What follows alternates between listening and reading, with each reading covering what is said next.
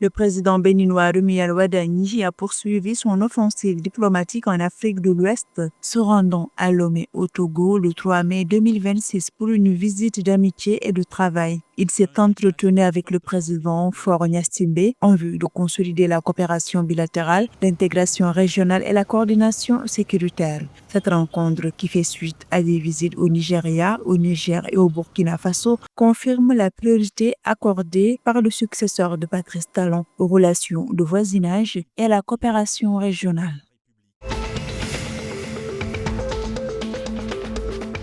Le gouvernement béninois a adopté un projet de loi de finances rectificative pour l'exercice 2026 portant sur le budget de l'État à 4 086,62 milliards de francs CFA contre 3 783,98 milliards de francs CFA dans la loi de finances initiale. Cette révision représente une hausse de 8% des prévisions budgétaires. Malgré cette augmentation des dépenses, les principaux équilibres macroéconomiques restent inchangés, avec notamment une croissance économique attendue à 7,5% en 2026.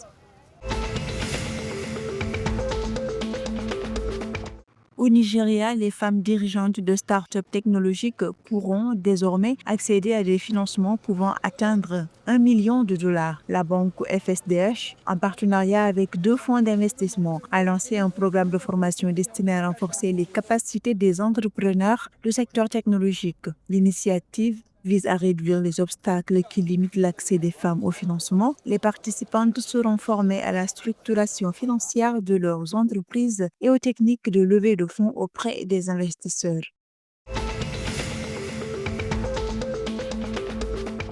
Figure emblématique de l'opposition démocratique et artisan de l'alternance politique de 2000 au Sénégal, l'ancien président Abdoulaye Wade a été célébré le 4 mai 2026 à Dakar à l'occasion de son 100e anniversaire. Lors d'une cérémonie, le président Bassirou Diomaye Faye a salué le parcours exceptionnel de l'ancien chef d'État qui a dirigé le Sénégal de 2000 à 2012 après 26 ans de combat politique. Devant un parterre de personnalités nationales et étrangères, le président sénégalais a souligné la résilience de l'ex-opposant historique. Rappelons que ces 4 échecs à l'élection présidentielle n'avaient fait que renforcer sa détermination.